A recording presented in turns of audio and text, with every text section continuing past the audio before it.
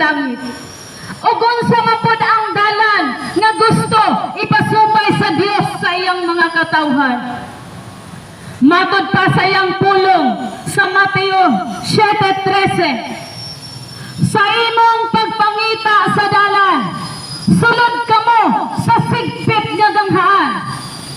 Kaya ang lapad nga ganghaan ug ang sayon nga dalan paingon sa kalaglagan. Ug mao kini ang gisubay sa kadaghanan. Nang hinaot ko mga igsoon ko diha kang Kristo nga niintak na sa kahaponon, wala unta ta naapil ug dili unta ta apil ni adtong nisupay sa dalan nga padulong di ay sa kalaglagan.